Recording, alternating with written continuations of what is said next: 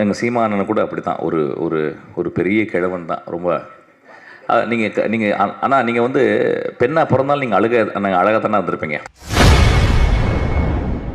Cinema நிகழ்ச்சி ஒன்றில் நாம் தமிழர் கட்சி ஒருங்கிணைப்பாளர் சீமானை இயக்குனர் மிக்ஷின் பாராட்டி புகழ்ந்து பேசியுள்ளார். ரொம்ப ஒன் ஆஃப் த பெஸ்ட். அவர் கூட பேசிக்கிட்டே இருப்பார், ரொம்ப ஜாலியாக பேசிகிட்டே இருப்பார், எல்லா விஷயம் சொல்லுவார்.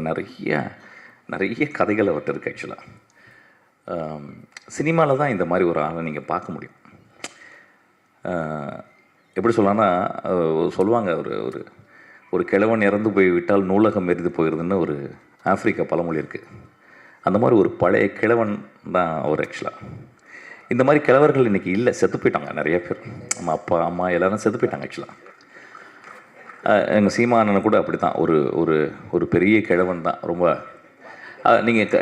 ஆனால் நீங்கள் வந்து பெண்ணாக பிறந்தாலும் நீங்கள் அழகாக தானே இருந்திருப்பீங்க.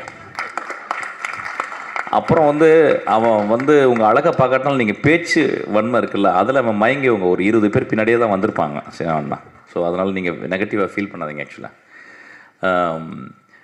ஸோ இந்த இந்த இந்த மேடை ரொம்ப அழகாக இருக்குது. அதுக்கு வந்து அஜயன் பாலாவை நான் ரொம்ப பாராட்டுறேன். இந்த மேடை வந்து எப்படின்னா, ரொம்ப நேசிக்கக்கூடிய மேடை, மனிதர்களை நேசிக்கக்கூடிய ஒரு மேடை. செய்திகளை உள்ளது உள்ளபடி தெரிந்து கொள்ள ரெஃப்ளெக்ட் நியூஸை சப்ஸ்கிரைப் பண்ணுங்க.